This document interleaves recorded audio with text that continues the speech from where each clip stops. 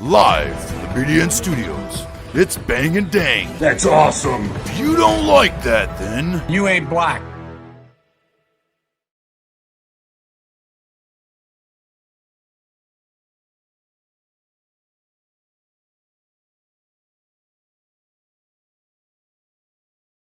Welcome back to Outlaws, Gunslingers, with host Bang and Dang, and we are moving to the brutal killing of the Menendez parents as we left off last episode with the night that it happened, as the Jose and Kitty were sleeping, watching some James Bond. Lyle and Eric gone for the evening. But that ain't going to last very long with these guys. And we also took a look at how Jose and Kitty were probably the two most ignorant-ass parents in the world. I'm afraid that my sons are sociopaths. We made them that way, though. Right. Doing their homework and shit. Sad. But that's not even the craziest stuff that happens, because part 3 is where all the juicy details, well, according to the brothers anyways. So, right. Yeah, we'll see how long this one takes. Last one was about an hour and a little bit over an hour. We'll see this one's about the same, probably. But we're going to see some spending sprees, and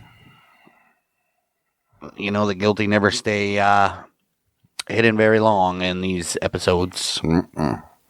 Well, that night that Eric and Lyle had gone out for the evening, around 10 p.m. that night, a teenage girl was supposed to be outside of her home located down the street from the Menendez mansion, waiting for her boyfriend. Aww. She noticed a small car drive up and stop in front of the Menendez home. There were two men inside the car. There. The men exited the car. One man went to the trunk and the other walked toward the house.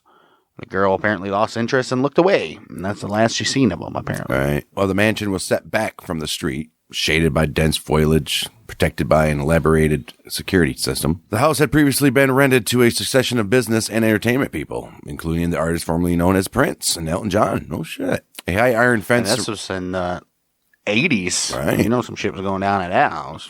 Especially if Elton John living in there. Right. And Prince. A high iron fence surrounded the mansion. There were iron gates barring the entrance to the semicircular driveway in front of the home. On this very evening, the gates located in front of the driveway were open, and the security system was off. I wonder how often that is. Right, and as we see in the last episode, the mom literally was keeping shotguns and rifles in her hallway, or her bedroom. Right. And doesn't even have the guys have a key to the house, so why is all this stuff off? Right. Well, Lyle and Eric entered the home through the French doors in the study.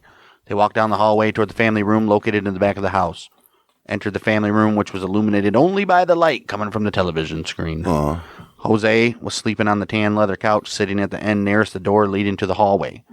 Jose's legs were stretched out in front of him, and his feet were on the coffee table, along with 2 dishes that contained the remains of a berry and ice cream snack. Look at this guy. He lived his best life. Right. Well, Kitty was lying under a blanket with her body stretched out across the couch, her head in Jose's lap. Ain't that great? Watching old freaking Sean Connery kick some ass. Would it be Sean? Yeah, I guess so. 80s, Yeah. maybe. One of the brothers pointed his 12-gauge Mossberg shotgun at the couple and squeezed the trigger. 2 shots were fired at Jose. One shattered the glass and splintered the wood of the French doors behind the couch where Jose was sitting. One pellet struck Jose in the left elbow. Another struck him in the right arm, followed by another. The shots immobilized Jose. One of the killers walked behind Jose and placed the shotgun against the back of his head. Oh my, and fired it. Really? The shot blew off the back of Jose's head. I bet it did. Jose's lifeless body came to rest on the couch, slumped slightly to the right. His hands rested on his stomach and his feet on the floor. Wow. Well, after the first shots were fired at Jose, Kitty became alert. She woke up to find herself spattered by Jose's blood and body tissue. Oh, my. Kitty stood and began to turn away from her attackers, taking a step or two before being shot in the right leg near her calf and in her right arm. Damn. Kitty fell between the couch and the coffee table. She struggled to stand again and tried to regain her balance, but she slipped as she stepped into her own blood. Damn right she did. She stood long enough for her blood to flow vertically down her leg. She tried desperately to walk away, but another shot was fired, which brought her down. Now that she was on the floor, killers fired indiscriminately, riddling her body with shotgun pellets. Jeez. Kitty was hit in the left thigh from a range that was so close that the paper wadding that contained the pellets caused her leg to break. Wow. She was shot in the right arm, then the left breast, which perforated her left lung. A quart of her blood flowed into her chest cavity. She was not dead, though. She continued to breathe and tried to crawl away from where she fell, but she could not get the... she's dying, right. But she tried. Got a million little tiny pellets scattered through her body. Well, the killers were out of ammo at this time. They ran outside to reload. They reloaded their shotguns with birdshot. Oh. Instead of ball-bearing sized pellets that they had used before. What would be worse? Ball-bearing and bigger, birdshot's tiny. Well, I'm saying, you probably took off the back of his head with some big-ass ball bearings, dude. Stupid. One of the killers ran back inside the house and into the family room where Kitty was laying, dying. The killer leaned over at the coffee table and placed shotgun against Kitty's left cheek. Oh, my. Fired that freaking son of a bitch right on her left cheek, blowing up. Oh, jeez. Kitty's body was shot 10 times. Her head has been struck 4 times. Her skull shattered. The killer was not finished, though. He shot both Jose and Kitty near the left knee. Why? The final act the killers performed was to carefully gather the shell casings from the spreading pools of blood that now covered the couch, floor, rug, and under the coffee table. Jeez. Well, this is the scenario that the police and medical examiner pieced together about the murders of Jose and Kitty. Because now, at this time, they don't know it's the brothers. So this is what they're saying. They're killers. The killers. That's what the killers. Right. Years later, the killers would provide an entirely different account of the murders at the trial. Well, 11:47 p.m., August 20th, 1989, a 911 call was received at the Beverly Hills Police Department. The department runs a tape recorder continuously in order to record every call, which is received, which I would assume most do, right? You think? Especially in Beverly Hills. Beverly Hills emergency. Yes, police. What's the problem? What's the problem? What's the problem? Someone killed my parents. Pardon me? Someone killed my parents. What? Who? Are they still there? Yes. The people... No. Were they shot? Hey, man, were they shot? Yes. They were shot? Yes.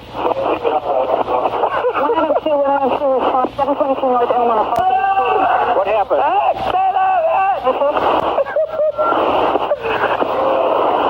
I have a hysterical person on. We're trying to get screened further. Other units responding. Is the person still there? What happened? We have units around. What happened? Who shot who? I don't know anything. You came home and found who shot? My mom and dad. You know if they're still in the house, the people that did the shooting.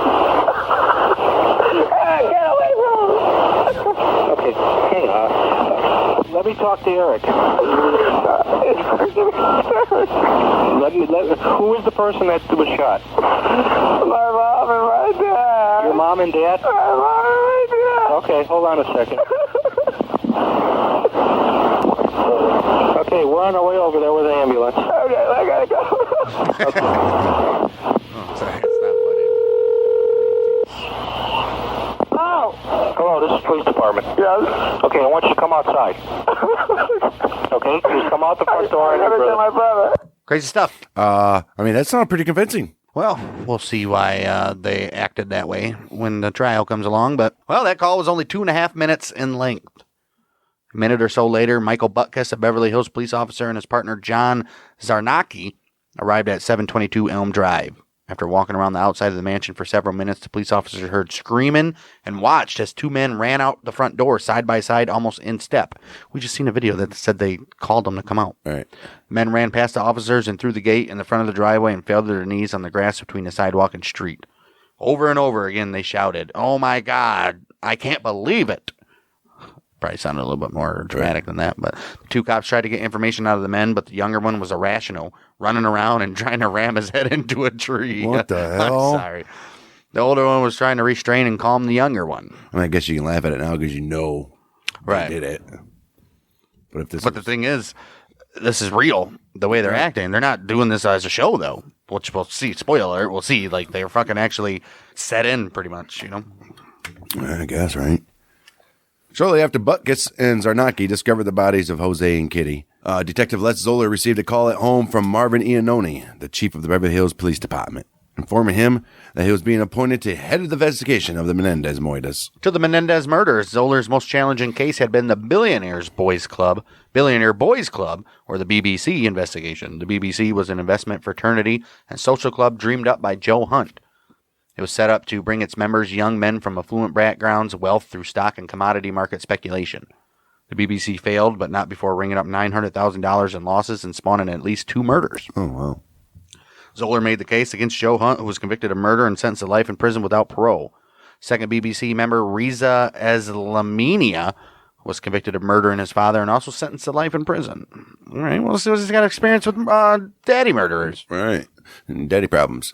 When Zoller arrived at the Elm Drive mansion, he noticed that nothing had been stolen from the mansion.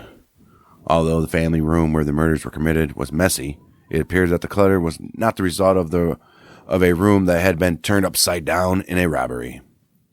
It appeared as though the victims were acquainted with the killers, and Zoller noticed that there was no forced entry into the home as well. Well, Lyle and Eric were taken into the police department for questioning, and the police did not consider them suspects at first, just wanted to see if they knew anything about the crime. Right. Sergeant Thomas Edmonds, the police detective supervisor, questioned the brothers.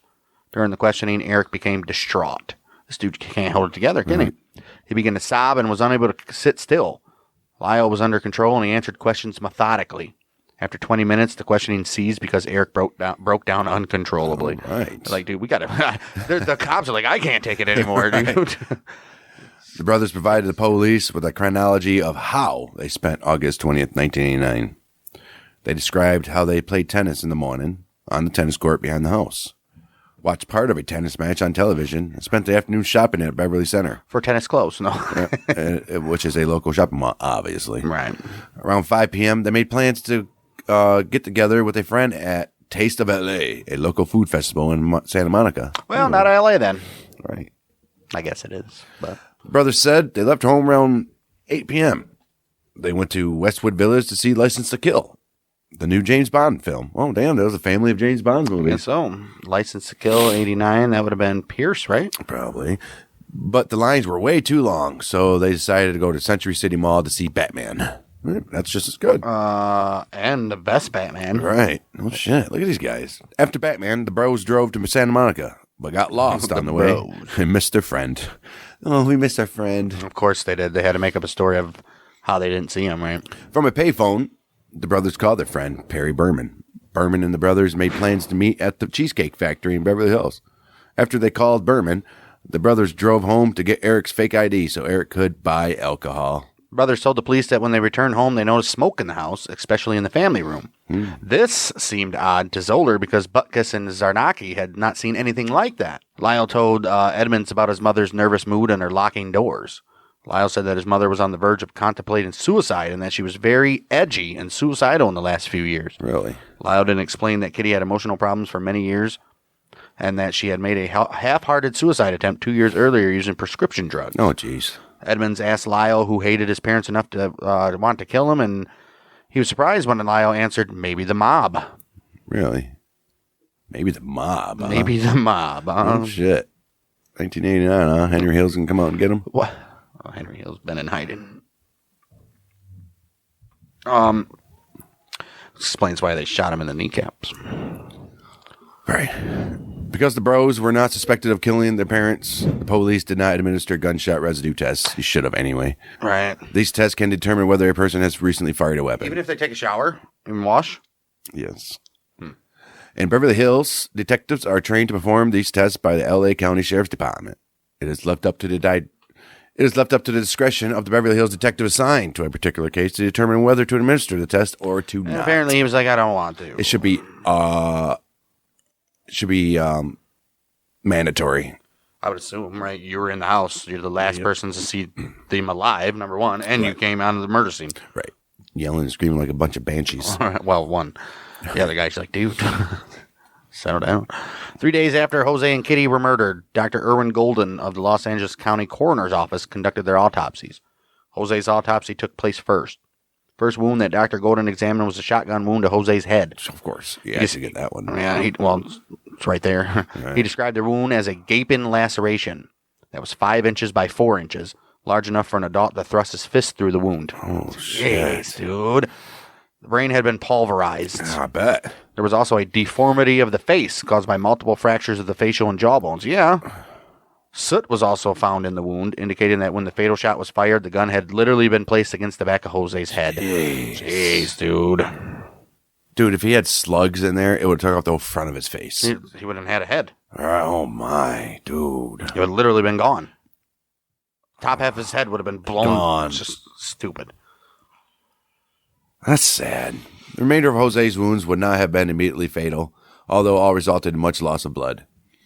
There were 2 shots to the right arm, one below the shoulder that fractured the humerus, and the other to the right forearm. It was a shit shot, the first one, huh? Right. There was a shot to the left elbow. The trajectory of the shot was from back to front, indicating that this shot could have been one of the first shots fired at Jose as the killer walked around to the front of the couch to face him. So he's just walking around. He's capped him in the shoulder pretty much, right? Yeah. Boom. Jose was shot in the lower left knee, creating a 3-inch wound that fractured his left femur. Jeez. His femur, sorry. Golden discovered that there was bleeding into Jose's body tissues along all of the wound paths. Clearly. This meant that Jose's heart had been pumping, and that the wound at the back of his head, which investigators initially thought was the first shot fired, was not. Golden said he could not determine the order of the shots fired at Jose. Clearly, I'm going to say you should know that the headshot then was the last one. Yes. Well, Kitty's autopsy revealed that she had been shot in the left cheek, which caused a 1-inch hole in her face. It's only that big. That had fractured her upper jaw and dislodged 4 of her upper teeth. There were additional wounds to Kitty's skull, fractures to her lower jaw, and pellet wounds to her tongue. The shot had also lacerated her brain. Dr. Golden found birdshot in Kitty's wounds, which confirmed the investigator's suspicion that Kitty's killers had reloaded their weapons. Right. 2 different... None of Jose's wounds contained birdshot. Done. Kitty had 3 wounds to her face. The most damaging was 4 inches and extended from Kitty's right cheek across her nose into her left. Oh, dude. So one across her face, dude. Into her left cheek. Wow. Golden also discovered that Kitty's right thumb was almost severed.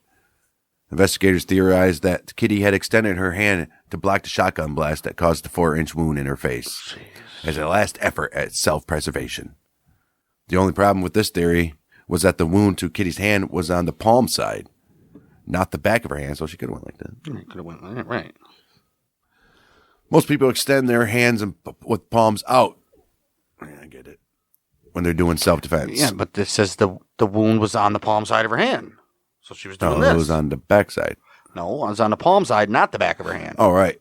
Yeah, they do that. So how's that a problem when they clearly say the next time that they extend their palms out? Right. Yeah, most people extend their hands palms out when attempting to defend themselves. Kitty's wound indicated she extended either her blocking hand in a strange position or she did not want to see who was shooting at her. So wait a minute. Was she shot on the back of her hand or not? Right. Kitty's hand was on the palm side, not the back of her hand. The wound. Right. Most people extend their hands palms out. That's what she clearly did. Right. But her wound indicated she extended either her blocking hand in a strange position, which would be this way, right, or she did not want to see, so she covered her eyes. Yeah, I think she went like this, I bet. So clearly the wounds to the back of her hand, so right, whatever this is. Right. Kitty also had shotgun wounds to her right forearm, left breast, 3 wounds to her left leg. Final wound was to her left knee as well. Shot was from front to back, and that was odd because it came from a different angle than the other shots fired at her leg.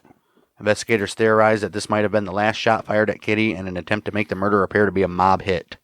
Lyle and Eric staged an elaborate memorial service for Jose and Kitty on August 25th at the Directors Guild of America in L.A.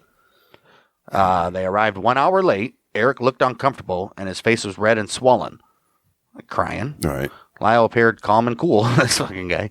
To Lyle, this event marked his arrival into the business world. Oh, jeez. Up to this moment, the world had known Lyle through Jose's bragging of his accomplishments on the tennis court and his admission to Princeton. Okay. He wanted to prove that he was ready to take his place at the head of the Menendez family, and he was determined to assert himself as Jose's legitimate replacement. No shit. He said he's moving up. Right. August 28, 1989, a traditional church service was held at the University Chapel in Princeton. Brandon Scott conducted the service. Scott was the faculty fellow who 2 years earlier had unsuccessfully assisted Lyle when he was charged with plagiarism. Oh, what's the doctor guy? I think so. At the service, Lyle spoke for 30 minutes and recalled how much Jose and Kitty had meant to him. Eric was too upset to speak. He was like, I can't do it. Their parents' murders affected Lyle and Eric differently, obviously. Clearly. Eric was unsure whether to begin attending UCLA or devote time to tennis. Lyle seemed more focused. He decided against continuing with his college education and began to plan for a career in business. Yeah. Like, dude, why should we go to college when there's millions of dollars in a bank we're about to get? Right. 4 days after the murders, the brothers began a spending spree. Jeez. The shopping sprees were funded by Jose's personal life insurance policy of $650,000. That's it. Wow. That's all he had. The brothers spent money on new cars, designer label clothes, and jewelry. Oh, jeez, idiots. Jewelry. 3 days after the murders, the brothers spent $15,000 on Rolex watches and money clips. So stupid. The bulk of the estate's assets were a house on 14 acres in Calabasas, but they purchased but never lived in, and the mansion. When the loans on both properties were deducted, the value of Jose's real estate was $5.7 million. Wow. Jeez. At the time of his death, Jose owned 330,000 shares of live entertainment that had been trading around at $20 per share. So, added to all this were Jose and Kitty's personal property and automobiles. The estate Jose and Kitty left was valued at $14 million. Wow. Lyle and Eric would each inherit about $2 million after loans and taxes were subtracted. So, Gee, that's a lot. still $2 million? That's ridiculous that $12 million goes to that shit. Well, they're old. It's not like that's just what their shit was valued at. They had to pay Right. the loan or the mortgages and shit. And taxes. Right. And, it's so stupid. $2 million is not a small inheritance, but it fell far short of what Lyle and Eric thought they were going to get. Right. They were like, look at this big ass house and all this stuff these guys got. They gotta have millions. Right. We're going to get like $10 million apiece. No. A friend of Eric said that the brothers had expected to inherit $90 million. The brothers were convinced that Jose had hidden $75 million in a secret Swiss bank account. Neither brother could explain how Jose could have amassed that type of fortune. Right. According to Eric's friend, it seemed reasonable to Lyle and Eric that Jose would have accumulated more than $14 million. That's because they're idiots and they don't know about money making. And they're like, oh, look at all this stuff. It's got to be like $100 million. I mean, $14 million is damn good in the time that he did it. And it's an 80s, so Right. it's a hell of a lot of money. About a week after the Moitas, Lyle and Eric met with executives at Live Entertainment to discuss any assets the brothers might receive from the company. Well, right, because they had that life insurance thing. The brothers were surprised to learn that the $5 million Key Man life insurance policy that Liv had purchased for Jose was not valid because Jose had failed to take the physical examination required by the insurance company. Oh, no. Wow. The $15 million Key Man policy that Live held in event of Jose's death was in effect and would give the company its most profitable quarter since the company's inception. They're like, we literally did nothing for this. They're like, thanks, dudes. Wouldn't that be a motive To get 15 mil? to have him killed? Right. Because they know he didn't take the physical, so they don't have to pay the $5 million. Right. And plus they get 15 million. I'm not sure, but I guess we'll see in the trial if this ever comes up. But that would be a smart way to go. You ain't getting. Well, the brothers decided that they could not stay in the Beverly Hills mansion, obviously. They told their friends that they moved from hotel to hotel because they feared that the same mobsters who murdered their parents would come after them. Immediately after the murders, Live paid an $8,800 bill at the Bel Air Hotel that the brothers ran up. Damn. $2,000 of that bill was for room service for the 5-day stay. Jeez.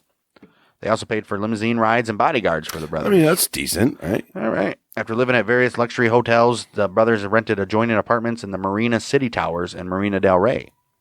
Lyle's apartment rented for $2,150 per month and Eric's for $2,450. Jeez. Eric had to have like a mini fridge in the Right. living room or something. I don't know. The brothers saw a penthouse in one of the towers that they liked for $990,000 and put a down payment on it, but the financing fell through and they were unable to purchase it. No shit. Idiots. What a bunch of idiots! No, you got $4 million collectively. Let's spend $1 million on a stupid ass penthouse. Which taxes and all that shit. And you're idiots. Idiots. They've been broke in 3 months. Lau hired bodyguards to travel with him for several weeks after the Moitas. Lyle's bodyguards were alarmed when Lyle would jump out of the limo before it came to a complete stop to shop and spend money. Well, it doesn't sound like somebody was scared for his life. You ain't kidding. On one occasion, the bodyguards watched as he purchased $24,000 in stereo equipment. September 4th, Lyle told the bodyguards he no longer needed their services because his uncle had contacted someone in the mob and arranged some type of deal. Oh, my God. Get the hell out of here. Lyle didn't explain how his uncle, a middle-aged businessman from New Jersey suburb, Well, New Jersey, I mean, there you go, and a businessman, would go about contacting the mob, or how his uncle managed to remove a sentence of death from his nephew's heads. Well, we don't know that. He was owed a favor. The brothers' shopping sprees continued. Lyle decided that he had to have a new car. The red Alfa Romeo that his parents had purchased for him as a high school graduation present that he never liked had to go. This is gay. The Alfa was replaced by a much more expensive gunmetal gray Porsche 911 Carrera that cost $64,000. Stupid. It's not bad. I guess back in '89 it was. Eric traded in his Ford Escort. Why does this dude why does Lyle get the Alfa Romeo? Right. And fucking Eric gets a Ford Escort. Ford Escort. And he traded in for a Jeep Wrangler. So I guess he's the sensible of the two, I guess. Well, by October 1989, Lyle had charged more than $90,000 to Jose's American Express card. He would travel frequently between New Jersey and California on the MGN Grand, which was an airline that catered to business people with expense accounts, while he was busy trying to establish Menendez Investment Enterprise. At least he had some kind of a plan. I guess. Lyle gathered his friends from Princeton together, made them officers of Menendez Investment Enterprises. He rented an office for $3,000 a month in Princeton Shopping Mall and furnished it with expensive furniture. Menendez Investment Enterprises never moved into the suite. The office sat unused and served as a testament to Lyle's ability to create the proper setting.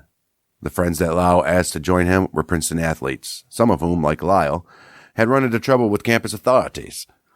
It was not difficult to see why Menendez Investment Enterprises never got off the ground. All the members were young, inexperienced in business, and strangely had only known Lyle for several months. None of the members had any business skills, obviously. It seemed as if Lyle played at running a business. He was like, I just want to act like I'm doing it. Right. He dressed and acted the part, but there was little, if any, substance to anything Lyle did. What an idiot. Well, his lifelong dream was to own a restaurant. He tried to buy Teresa's Pizza, a takeout pizzeria located across from Princeton's front gate, but Lyle offended the co-owner and he wouldn't sell it. Yeah, idiot. He decided to buy Chuck's Spring Street Cafe, which was a snack shop in Princeton that specialized in spicy chicken wings. He paid $550,000 for Chuck's, which the co-owner of Teresa's Pizza thought was ridiculous because it was only worth about $200,000. That's true. Many people thought Lyle was in over his head, but his uncles authorized the sale and took out a loan against the estate to finance the deal. Wow. Oh, shit. Well, Lyle's uncles hoped that the restaurant would bring some focus to Lyle's chaotic life. He immediately went to work on Chuck's, expanded the home delivery hours from 12 p.m. to 1 a.m. Hey. From 12 to 1, okay. And changed the name of the restaurant to Mr. Buffalo's. Stupid. Should have just kept it. Mr. Buffalo's. Mr. Buffalo's Wings. Merchants in Princeton thought this was crazy since Chuck's had name recognition and that built up. Had it built up over many years. Why would you change it? Chuck's is like it's just an average name. Stupid. After purchasing Chuck's, Lyle announced he wanted to open a second location in nearby Princeton Mall. Idiot. He was also thinking to open locations in UCLA and another in New Brunswick. New Jersey, that's that. Near Rutgers University. Eventually, he wanted to open a new Mr. Buffalo's every 2 months. Oh, you want to do McDonald's there, huh? You want to franchise that shit out. Lyle was way ahead of himself, though. Mr. Buffalo's was losing money because Lyle allowed his friends to freeload off of him. Obviously. So stupid. Eric also was taken advantage of when he tried to sponsor a rock concert at the Palladium in L.A. Eric gave $40,000 to a partner as his half of the payment needed for the concert. The partner disappeared along with Eric's money. Of course. Eric decided he wasn't cut out for the business world or for college and would try a professional tennis tour. All right. Should have just done that in the first place. All right. He hired a private tennis coach for $60,000 a year. At least smart, right? Eric and the coach began to travel extensively, staying at expensive hotels and spending whatever Eric thought he needed to sharpen his game. Oh, jeez. This guy was probably taking advantage of him like crazy. He's like, dude, you're going to win everything, man. Right. Detective Les Zoller and his partner, Detective Tim Linehan, had a difficult job of trying to solve the murders. They were confronted with many suspects and a number of theories about who may have committed them, obviously. Jose had a share of enemies, and the detectives were hearing horror stories about Jose's behavior from almost everyone that they interviewed. Horror stories? Yeah, that doesn't help them out, and it helps the brothers out, because literally there's no shortage of people that could have killed him. Right.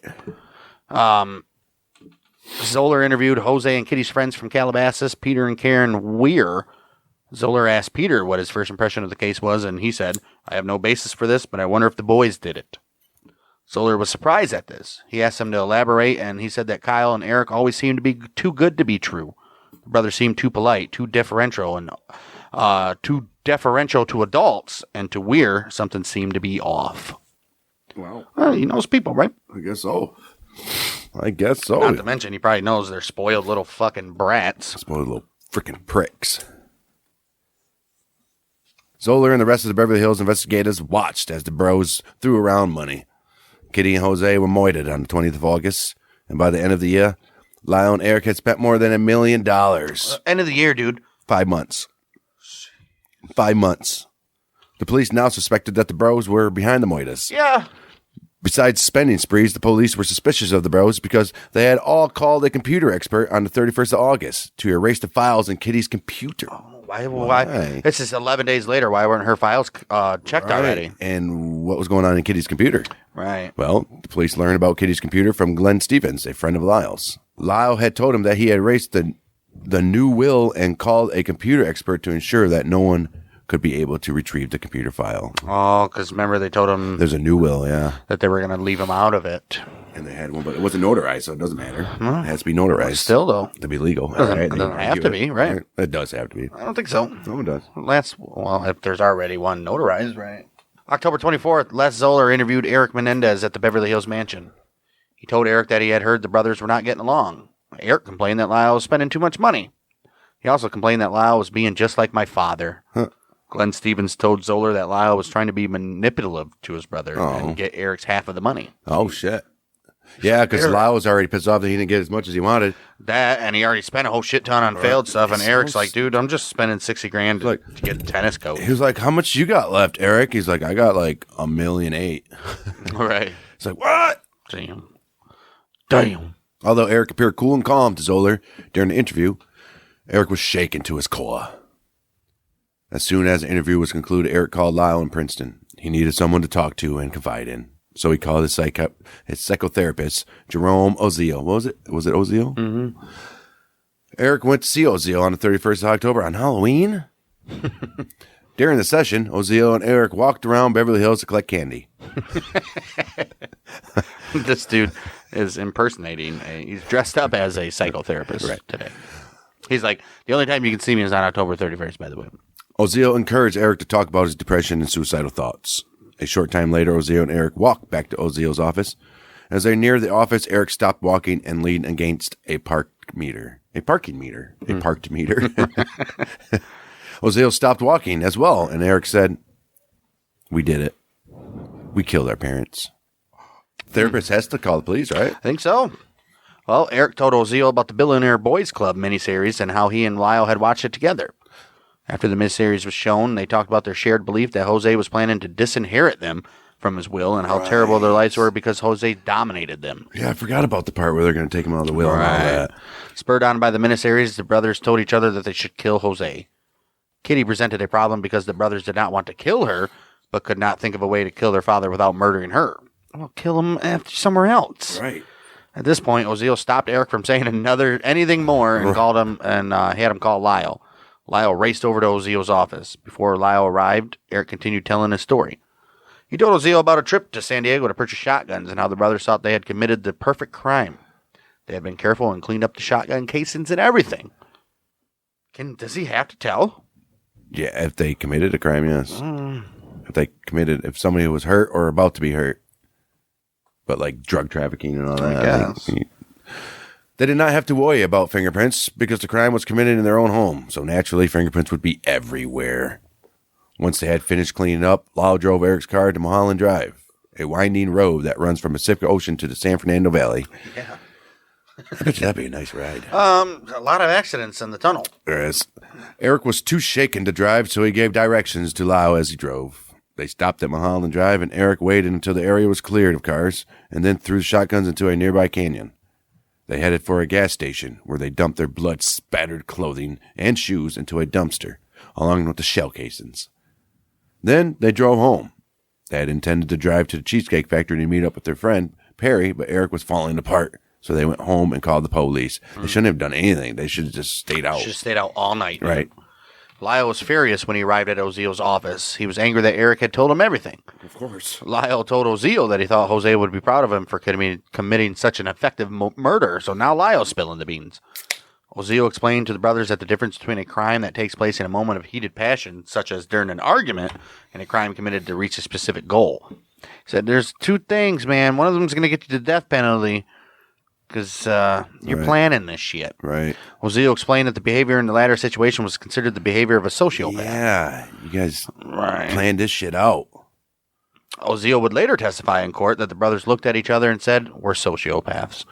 Lyle then erupted in anger. He threatened Oziel and told Oziel that if he told anyone, he would kill him too. Oh shit. And then Oziel was like, 911. He was like, yeah, sure you will, bud.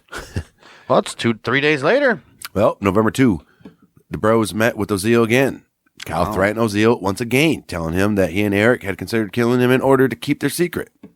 Oziel could have reported Lyle and Eric to the police because they had threatened him, and this threat erased the patient therapist. So there he had it. But I guess... What? They confessed to murder and he didn't... You can't say nothing unless he gets threatened, I guess. Maybe that's how the laws were in California in the 80s.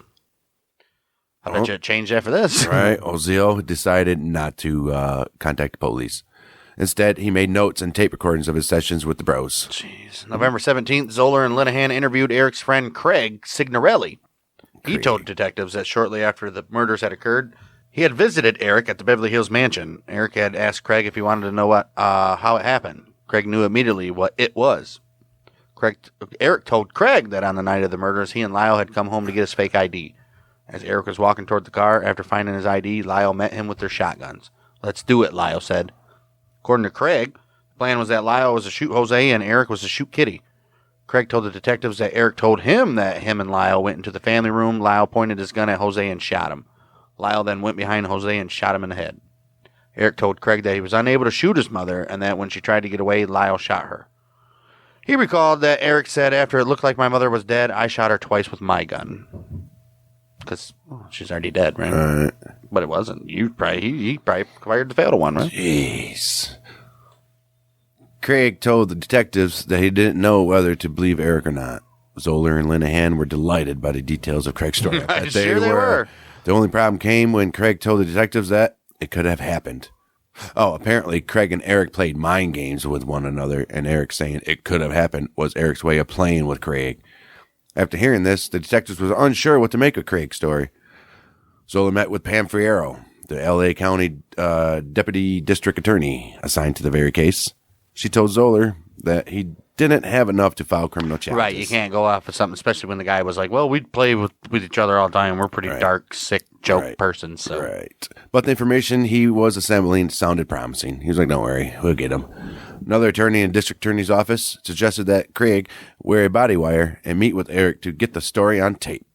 Zoller didn't think that Craig would do it, but surprisingly, Craig agreed to it. Well, Craig set up a dinner meeting with Eric for November 29th. The meeting took place at Gladstone's Four Fish on Pacific Coast Highway in Pacific Palisades.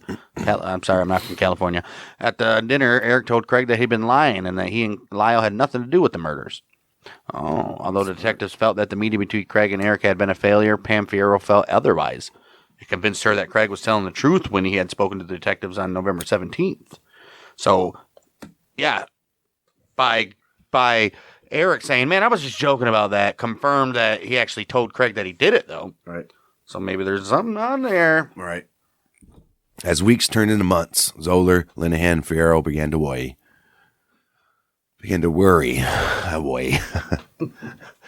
Soon, Jose's estate would be probated, and the bros would wind up with their parents' fortune. The detectives began to search for the shotguns, knowing that the shotguns would tie the killers to the crime. Gotta go to Mulholland Drive. Zoller contacted the Department of Justice for a list of shops selling shotguns in L.A. County. He received a list that was 80 pages long. 80 pages long with hundreds of names probably on each page. Zoller did not believe he would find the shop that sold the guns to the bros. Zoller believed that Lyle and Eric were clever and probably purchased the guns using one of their friends' names. Zoller and Linehan searched and searched, but came up with nada, zilp. Not a damn thing. Zilch. Zilp. Zilp, zero, zip, yeah. No. March 5th, 1990, detectives received a break in the case from a woman named Judalyn Smith. She was an attractive 37-year-old woman who owned an audio tape duplicating business. Smith was also Dr. Jerome Ozio's lover. Uh-oh. She told the detectives that Ozio had asked her to eavesdrop on a therapy session he had with Menendez Brothers on October 31st, 89. This guy... That's illegal. Guess what? Could it be dismissed? I think so. Smith told detectives that she overheard a shouting match between Lyle and Eric, in which Lyle shouted. She didn't record it, though. She just listened. But still. She said it's Lyle shouted, "I can't believe you told him. We've got to kill him and anyone associated with him." According to Smith, Eric screamed back, "I can't stop you from what you have to do, but I can't kill any more." No. Session ended when Eric ran out of the office building. Woo! Like the dude in Friday. He gonna cry in a car. Or, well, yeah, right. Smith saw Lyle leave the office, followed by Dr. Ozio. Smith told the detectives that she witnessed Lyle threaten him. Smith then said she heard Lyle say, "I can understand Eric, but he shouldn't have done this." Ozio asked Lyle if they were threatening him, and Lyle shook his hand and said, "Good luck, Mr. Ozio. You're gonna need it." Wow. Right. Smith told the police that Ozio continued to have the bros come in for counseling, telling them that he might be able to help them piece together events in their family's history that had caused them to kill their parents. Smith also told the detectives that Ozio told her that he had everything on tape, the confessions to the Moitas, and explanations for why the bros had committed the crimes. None of this is legal, though. You can't talk. I don't get it. Well, not according to this. March 8, 1990, Zoller obtained a search warrant for Ozio's tapes based on information that Smith told him. Ozio handed over 17 audio tapes and 7 pages of notes to Zoller and Linehan. Ozio played portions of the tapes for detectives, and they finally heard the details of what happened on the 20th of August from the killers themselves. Afterward, the tapes and notes were sealed into a police evidence bag and taken to the LA County where they were never seen again. They were. A judge would later rule whether the patient-therapist confidentiality barrier applied to the Menendez bros. Well, March 7th, Lyle... I don't think it does with murder, man. Right? It shouldn't. Bodily harm? No, come on. It shouldn't apply, or... It shouldn't apply. No patient-therapist confidentiality. Well, you would think. No. Who knows? It's the reason they exist. That's true. But a lawyer don't have to. Anything you tell a lawyer. You can do whatever you want with a lawyer. Mm-hmm. March 7th, Lyle and 2 of his friends from Newark, New Jersey flew to Los Angeles. Lyle was flying to L.A. to try and find the $40,000 Eric had paid to the concert promoter.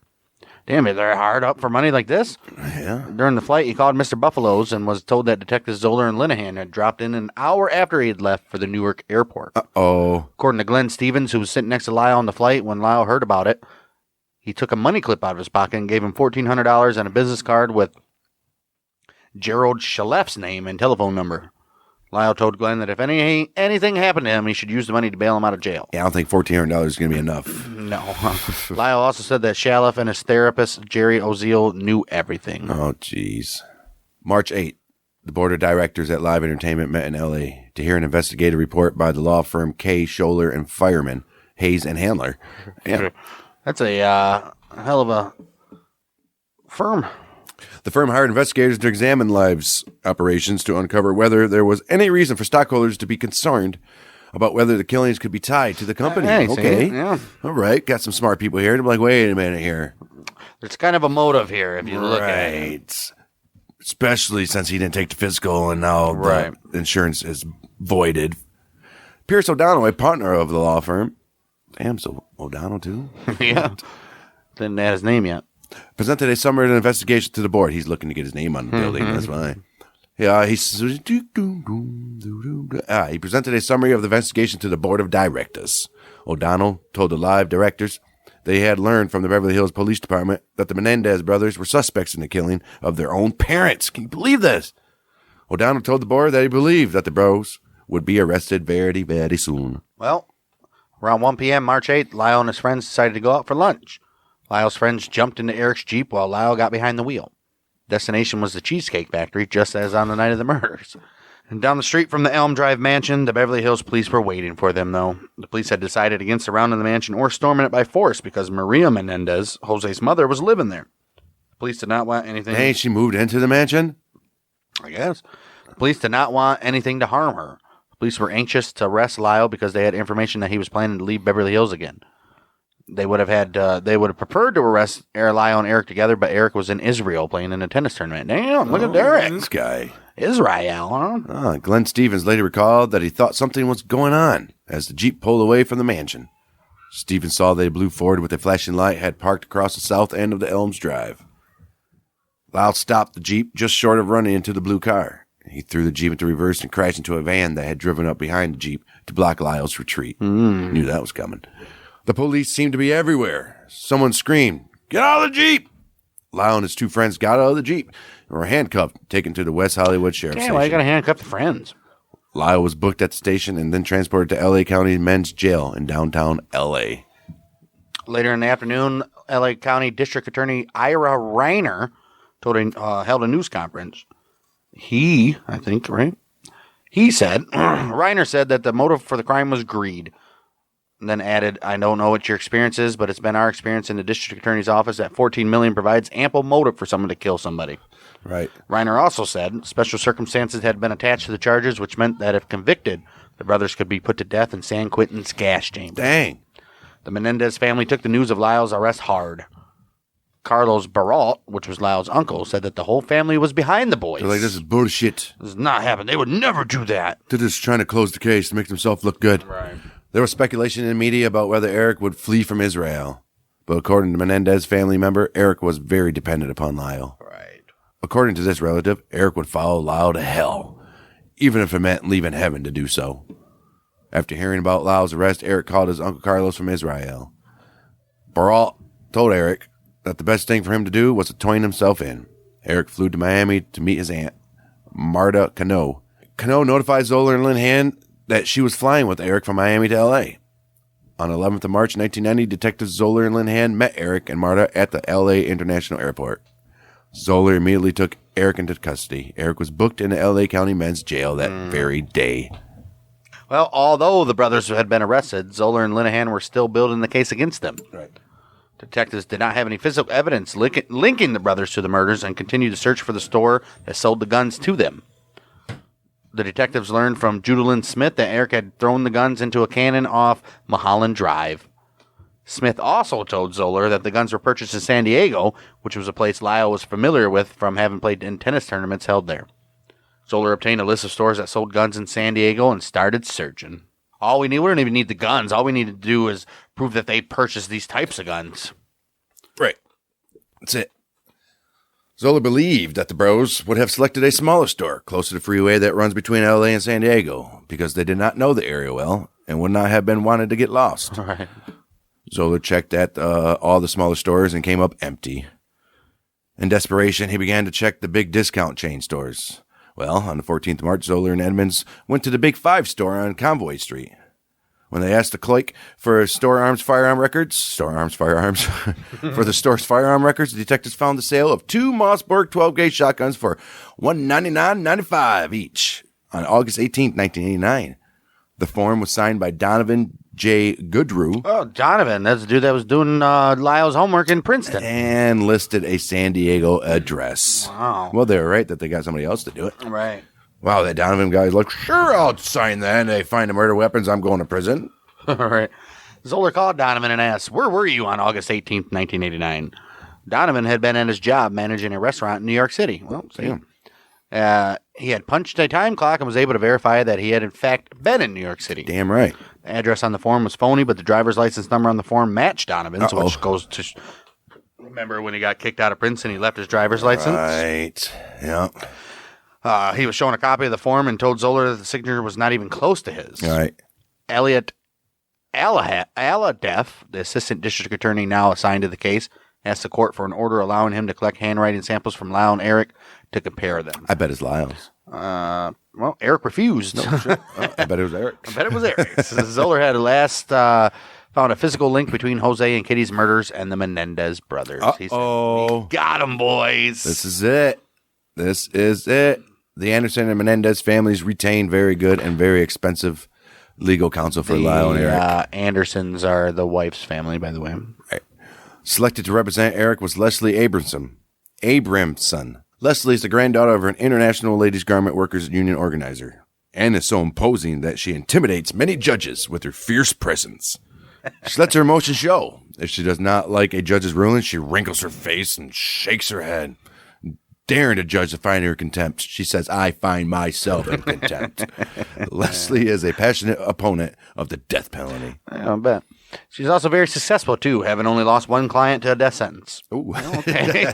Only lost one. That's good, though. The Menendez case would be her 15th high-profile murder case. So that's Damn. good. 1 out of 14 so far. Well, death penalty. Right. She is devoted to her clients, so much so that her devotion to Eric would raise questions about her behavior and ethics during the trial. Oh, was she banging him? Abrahamson's fee for defending Eric was $750,000. The Menendez brothers were arraigned for the murders of their parents on 26th of March of 1990, and Judge Judy. No, her name's like Steinenberger or something like that. Are you sure? Yeah. Are you sure? Yeah, she's not. She didn't do no Menendez yet. But Judge Judah Stein's courtroom at the Beverly Hills Municipal Court.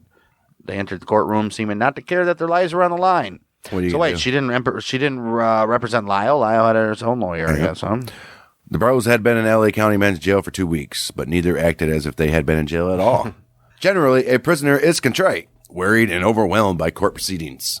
The Bros were not contrite. They acted smug and arrogant. The courtroom was filled with reporters and supporters of the Bros, including Jamie Pisarcik, that was Lyle's little girlfriend, wasn't and Eric's tennis coach, Mark Heffernan, who had been in Israel with him. Maria Menendez was also in the audience, supported by a large number of Menendez family members. Damn, they're all about to be heartbroken here in a minute. The Bros waved and smiled at the friends and relatives and acted as if their defense attorneys would quickly clear things up so that the brothers could join their friends and family for a late lunch. What you guys having? Did you guys having? Did you bring my suit? Did you get the tie that I liked? Right. Well, Judge Stein didn't seem to be so impressed by the two tan young men who sat casually slouched in their chairs before her. Not. She did not seem to appreciate the casual bantering that went on between the men and their attorneys, and she did not like the amount of attention they were paying to their girlfriends and family and friends in the audience. Oh, wow. The brothers apparently found the scene hilarious. Judge Stein ordered the brothers to stand up and face her. They did so and seemed barely able to contain their giggles. Are you serious, dude? My, what the hell's going on here? What are you guys doing? That's kind of funky. Right. Judge Stein read the charges to the Bros. You have been charged with multiple murder for financial gain while lying in wait They didn't lay in wait. with a loaded firearm. If anything, their parents were laying in wait. For which, if convicted, you could receive the death penalty. How do you plead? Well, Eric was like, I'll answer first, with a smirk on his face. Not guilty, Your Honor. At least he said, Your Honor. Right. Not guilty, echoed Lyle. The Bros were held without bail, pending trial on first-degree murder charges with special circumstances. Special circumstances, huh? That's gay. I bet they got... It's gay. You're so homophobic. Suck my dick. I bet they got, like, queer? Yeah, TVs queer. and couches and shit. I doubt it. Eventually, the families retained Jill Lanson to represent Lyle. Unlike Abramson, Lansing was not comfortable in high-profile, media-intensive cases. Both of them hired attorneys to assist them, obviously. Abramson hired Marcia Morrissey, who was 43, who had also been a Los Angeles County public defender. Oh. Morrissey had just finished defending Laney Greenberger in the Cotton Club case. Lanson hired Michael Burt, who was the head trial attorney in the San Francisco Public Defender's Office and an expert in death penalty law. Hey, All right? look at that shit. Death penalty law. Expert. What is the Cotton Club case? Roy Radin. He was a vaudeville show and oldies music nostalgia tour guy. Yeah, I bet he was. And he got gunned down. He was a business promoter, so he was He was janky. He was a jankety, the jankety promoters. Elliot Aladoff was to prosecute the Menendez Bros. But he and the district attorney, Ira Reiner, were not getting along, and Rainier replaced Aladoff and gave the case back to Pam Ferrero. She was in many ways the complete opposite of Leslie Abramson, who was theatrical and flamboyant. Santa Monica Superior Court Judge James Albrecht ruled that the threats Lyle made to Dr. Oziel erased the patient-therapist confidentiality barrier, and that he ordered Oziel tapes to be given to the Los Angeles County District Attorney's Office. It's bullshit that they can kill people, but if they threaten the therapist, they're like, well, okay, that's it. Right. That's it. Well, see, you can't threaten bodily harm, but apparently you can admit to it. Right. So bullshit. Can you tell me that's okay? There were 3 tapes at issue. 2 of them contained by Oziel. 2 of them contained Oziel's dictated notes following October 31st, November 2nd, and November 28th sessions. The 3rd tape was of the December 11th session, taped with the consent of the brothers' attorney at the time, Gerald Shaliff. Okay. In California, the law protecting the patient-therapist privilege is well established and remains in effect even if situations where a killer confesses to his therapist that he murdered somebody. That's bullshit. Even in that situation, the privilege guarantees that the therapist cannot go to the police. That's bullshit. That's great. Bullshit.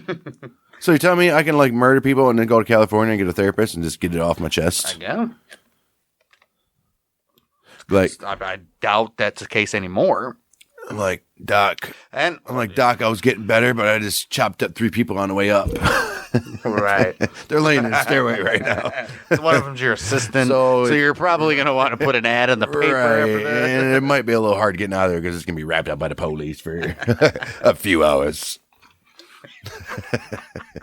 It's like, damn, come on, Eric. Lyle, you sons of bitches. Damn it. If the therapist goes to the police, he can be sued for malpractice. The reason that the privilege is so strong is because the legislature recognizes that in order for psychotherapy to work, a patient must be free to reveal the most intimate details of his life. But murder? Come on. I don't get it. But I guess. There were several hearings about the tapes, and after one of the hearings, the sheriff's department announced that they had discovered that the links in Lyle's ankle chain had been cut. Uh-oh. To the sheriff's department, this indicated that Lyle's attempted to escape, obviously. At another hearing on the tapes, Eric's nose appeared to be swollen and bruised, the result of a jail beating that the sheriff's department said they were investigating. I'm sure they were. I bet they were little cocky pricks in jail, right? Maybe to the bailiffs or the turnkeys or just some prison guys were just like, dude. Well, if they were cocky pricks in the courtroom in front of the judge, I'm assuming they're the same way in the jail. Right. So they either got their ass whipped by a couple of the officers or some guys in there. They were like, you know what? And the officers watched. Like, you little pricks deserve this shit. Right. I ain't bloodying up my baton today. August 6, 1990, Albrecht gave the prosecution a major victory. He said that all the tapes could be used as evidence against the brothers. It's over. It's over. The judge said, I have found by preponderance. Was there a jury?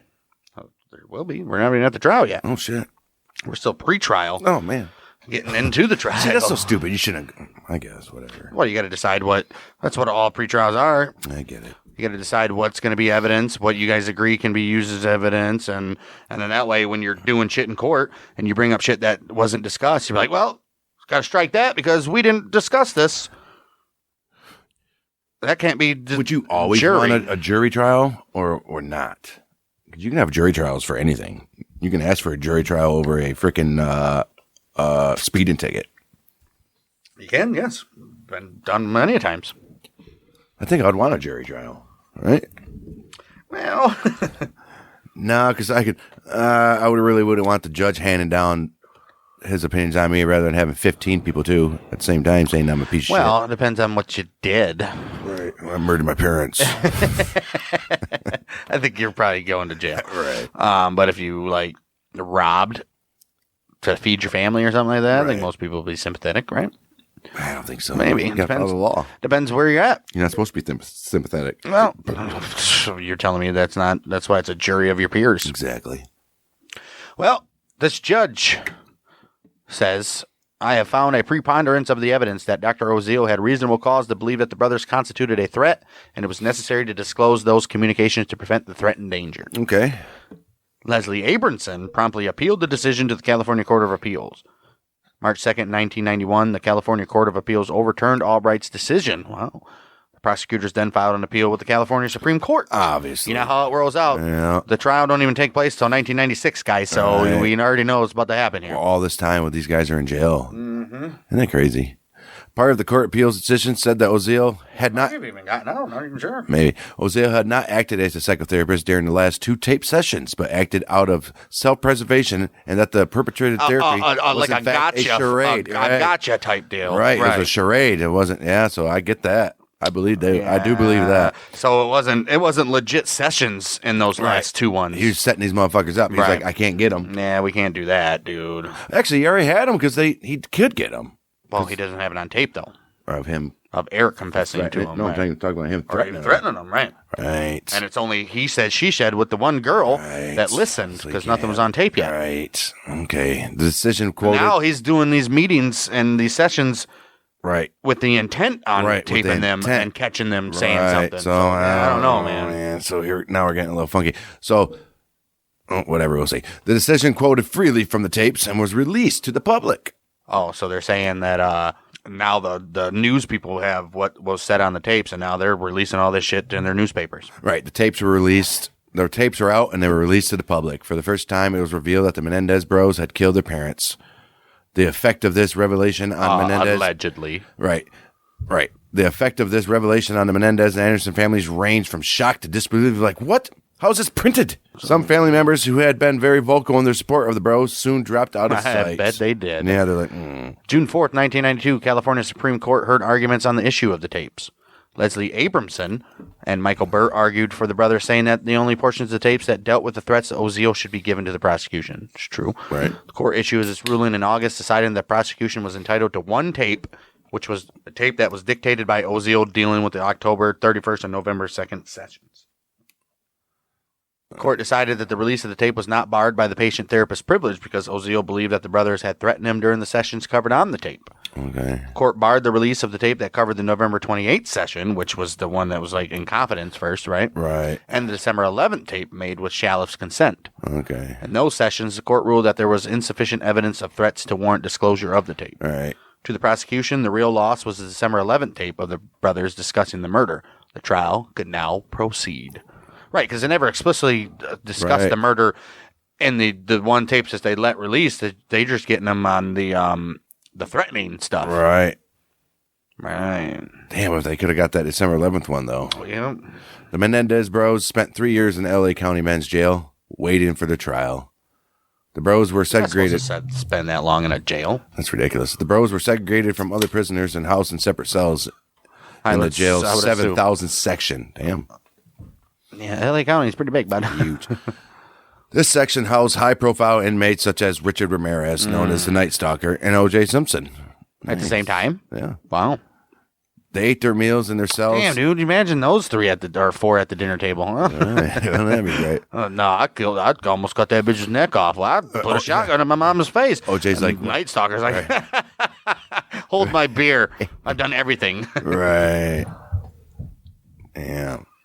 They ate their meals in their cells, had an exercise period for 1 hour to 3 times a week. Forget that. During the first 4 months of his confinement, Eric was suicidal and received tranquilizer and Xanax. Wow. A priest visited. No, screw that. I guess they're not in trial. Yeah, you can't let him kill himself before the trial, man. A priest visited Eric during this time, and Eric began to reveal for the first time some of the supposed traumas he suffered from during childhood. And here we go. I mean, I'm sure there is. It was from these conversations that the foundation was laid for the bros' controversial defense. June 1990, Eric began weekly therapy sessions with Dr. William Vickery, a Harvard-trained psychotherapist. A psychiatrist. Right. Lyle, during the early part of his confinement, spent a great deal of time on the telephone. Why? You only get... What the hell?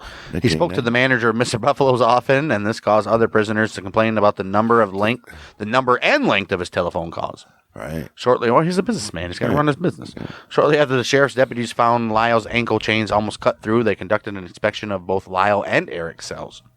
They found a 17-page letter from Lyle to Eric, along with some notes in Eric's cell. The notes described plans to travel to South America and then to the Middle East. The deputies also found a drawing of a building with stairwells and doors. They tried to match it to the courthouses that Lyle had been in, but could not find a building that the drawing resembled. Why would he write that in his jail cell? What an idiot. Well, we know these guys aren't too smart. They had their mom do their homework for him. Right. So. Now, Eric's like, I really wish Mom was here to write this diagram. You ain't kidding. In Lyle's letter, he tells Eric that he would never testify against him.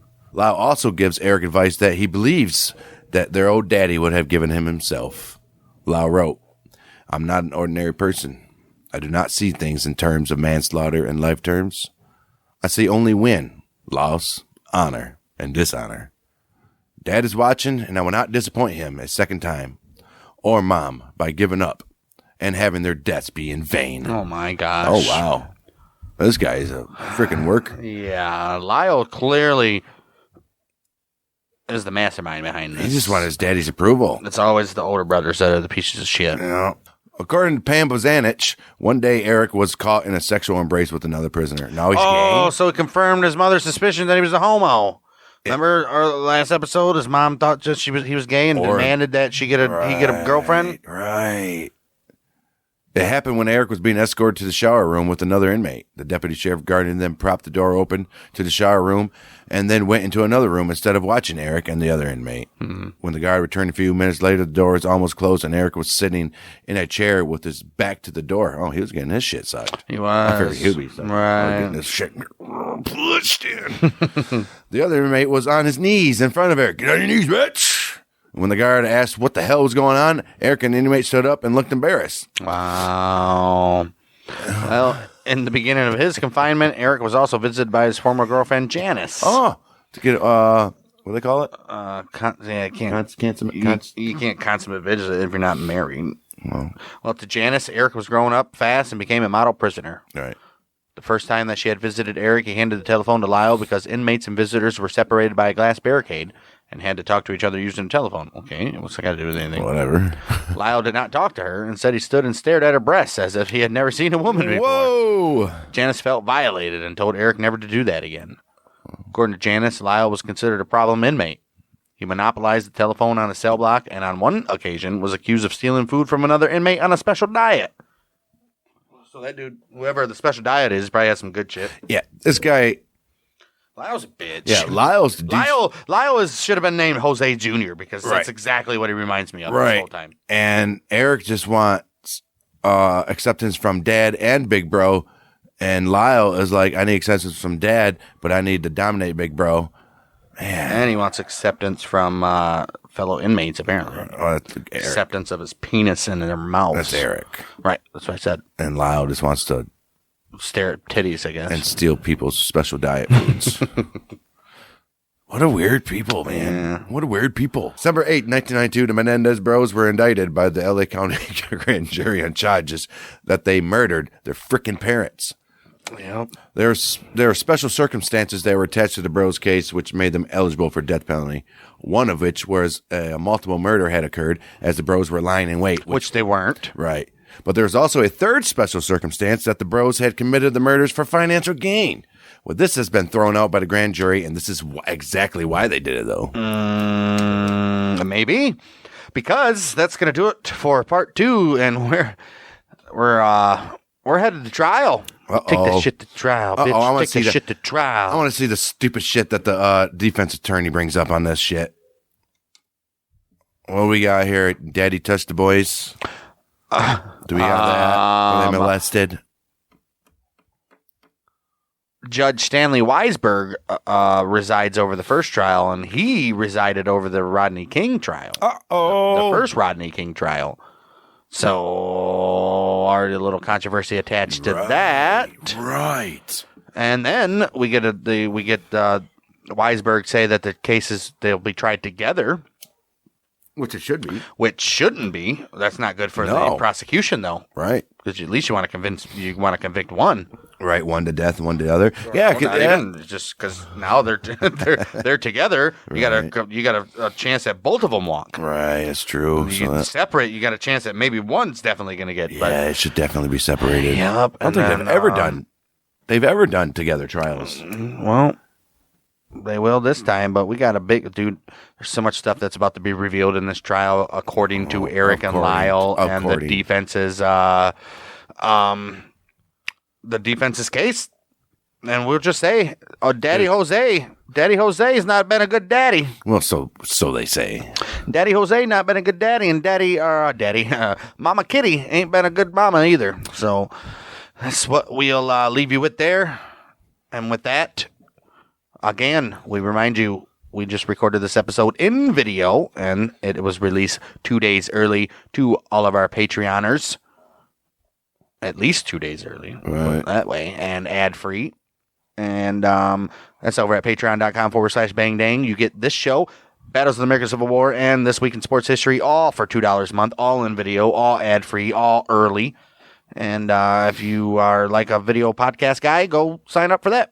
Also, go check out our YouTube at Bang Dang Network. Yeah, we might do some other things. Also, we have just recorded our first episode of Darts. Right, that's what I'm saying. We might do some other things that it might go on Patreon. We're playing, we've been playing Darts of our own little season. We're Lyle and Eric Menendez.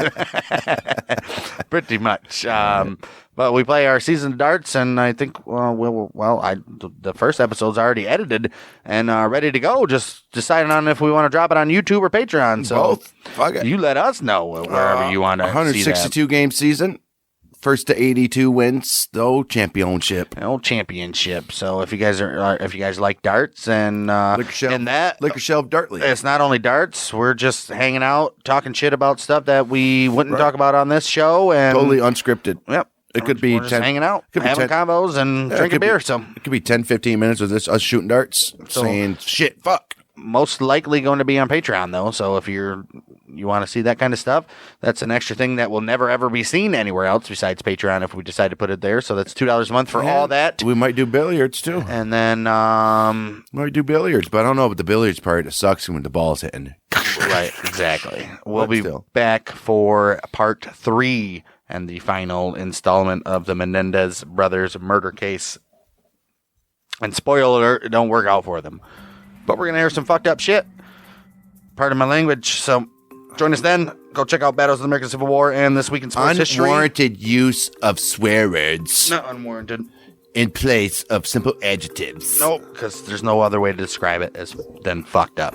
So we'll see you next week. We are the Monthly Michiganders with Bang Dang.